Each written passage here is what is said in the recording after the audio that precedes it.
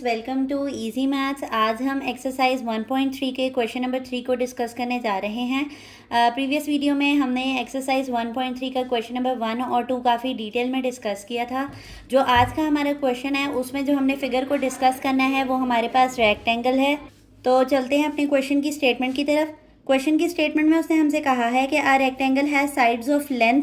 आपके पास दो साइड्स दी गई हैं। एक लेंथ आपके पास कितनी है 2 + √18 मीटर है और दूसरी जो लेंथ है वो हमारे पास है 5 - 4/√2 है।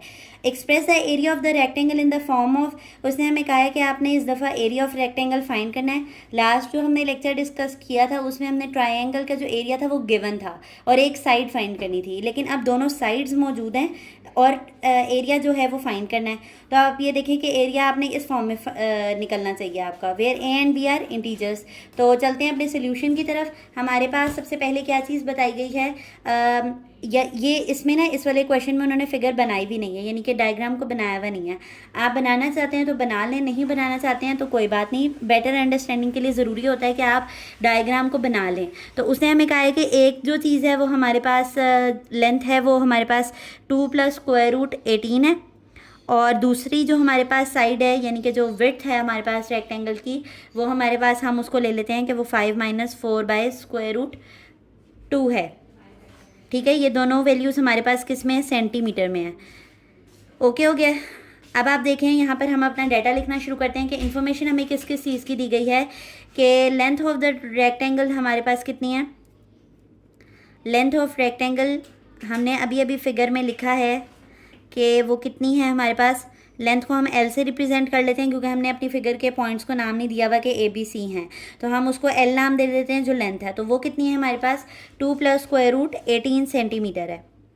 ठीक है, और हम विड्थ ऑफ रेक्टेंगल को लिख लेते हैं कि विड्थ ऑफ रेक्टेंगल हमारे पास डब्ल्यू से रिप्रेजेंट होगा। विड्थ ऑफ रेक्टेंगल, सोल्यूशन को एक प्रॉपर तरीके में चलाना होता है तो आप उसमें अच्छे से लेबलिंग करें कि आपने चीज़ों को क्या नाम दिए हुए हैं। तो विड्थ को आपने डब्ल्यू से रिप्रेजेंट कर दिया और वो हमारे पास कितनी थी 5 - 4/√2 सेंटीमीटर है। ठीक हो गया। अब आपने क्या करना है कि जी हमें पता है कि एरिया ऑफ रेक्टेंगल कितना कैसे फाइंड करते हैं। तो ये तो इंतहाई आसान है कि जो हमने छोटी क्लासेस में भी बेसिक से ये सिखाया जाता है, एरिया ऑफ रेक्टेंगल और स्क्वायर, जिसमें हम लेंथ को मल्टीप्लाई करते हैं किसके साथ, विड्थ के साथ मल्टीप्लाई करते हैं। तो एरिया को अब मैं ए से लिख लेती हूँ क्योंकि ये लंबा एक्सप्रेशन है, लिखने में टाइम वेस्ट होगा।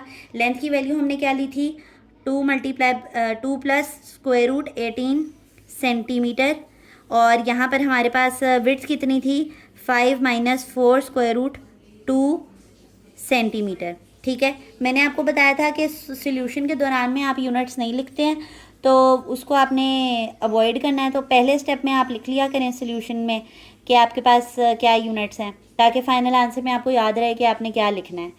ठीक है, तो यहाँ पर हमें पता है कि दो ब्रैकेट्स को कैसे मल्टीप्लाई करते हैं कि फर्स्ट वैल्यू को नेक्स्ट ब्रैकेट के साथ मल्टीप्लाई करते हैं। तो एरिया हमारे पास क्या निकलेगा 5 - 4/√2 प्लस √18 मल्टीप्लाई हो रहा है। अब सेकेंड वैल्यू को ब्रैकेट्स के साथ मल्टीप्लाई करेंगे 5 - 4/√2 और सेंटीमीटर सेंटीमीटर से मल्टीप्लाई होगा तो सेंटीमीटर स्क्वायर हो जाएगा। ओके हो गया। अब आप यहाँ पर देखें कि हमारे पास क्या होगा, ये 2 5 ज़ा क्या होता है आपके पास 10 होता है और 2 4 ज़ा क्या होता है 8 होता है। 5 को √18 से मल्टीप्लाई करेंगे तो 5 √18 आ जाएगा और √18 को इससे मल्टीप्लाई करेंगे तो यह आपके पास क्या आ जाएगा 4 √18/2 आ जाएगा। ठीक है, जो बड़ी वैल्यूज़ हैं स्क्वायर रूट के अंदर उनको हम मतलब सॉल्व आउट कर लेते हैं। तो 18 का एलसीएम आपके पास क्या आएगा 2 9 ज़ा 18, 3 3 ज़ा 9, 3 1 ज़ा 3 ऐसे आ जाएगा। तो ये 3 का स्क्वायर और 2 आ जाएगा, 3 स्क्वायर × 2 आ जाएगा। तो एरिया जो हम फाइंड कर रहे थे वो हमारे पास क्या बन जाएगा 10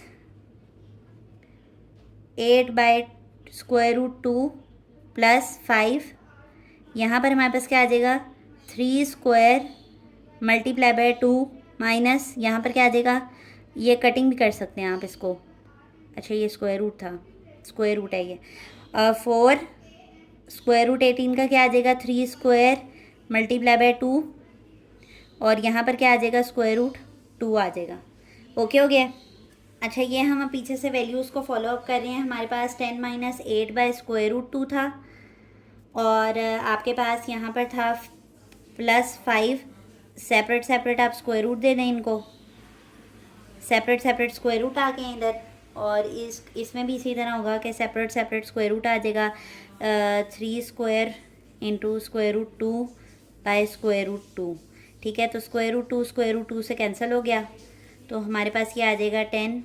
इसको आप रैशनलाइज भी कर सकते हैं, और इसको एक और तरीका भी होता है लिखने का कि 4 इंटू 2 लिख लें आप इधर, स्क्वायर रूट 2 आ गया, प्लस यहाँ पर ये से कैंसिल हो जाएगा, तो 5 3 ज़ा 15, स्क्वायर रूट 2 वैसे ही आ गया, और यहाँ से ये कैंसिल हो जाएगा, तो 4 3 ज़ा क्या हो गया, 12 हो गया।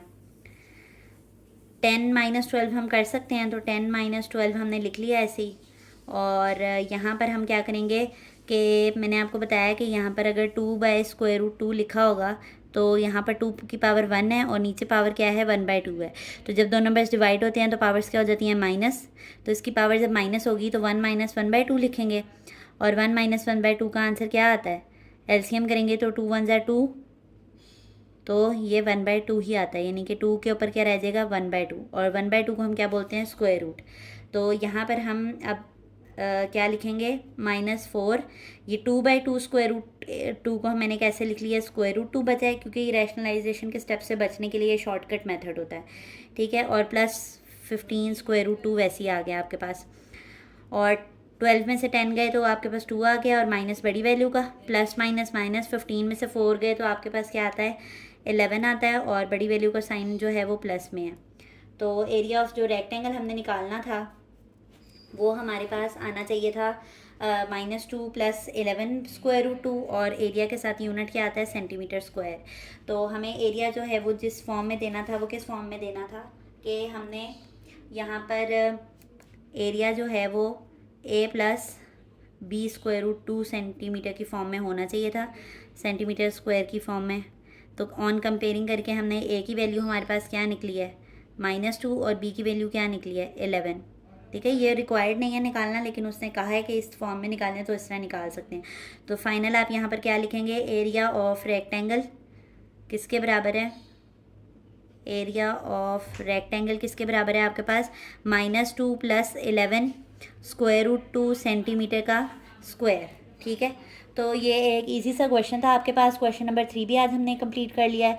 तो अगर आपकी कोई क्यूरी बाकी रह जाती है डिटेल लेक्चर के बाद, तो आप कमेंट सेक्शन में पूछ सकते हैं। और अगर आपको हमारी वीडियोस पसंद आती हैं तो वीडियोस को लाइक कर दिया करें, और चैनल को सब्सक्राइब कर दें, ताकि नई आने वाली वीडियोस आप तक पहुंचती रहें। अल्लाह हाफ़िज़।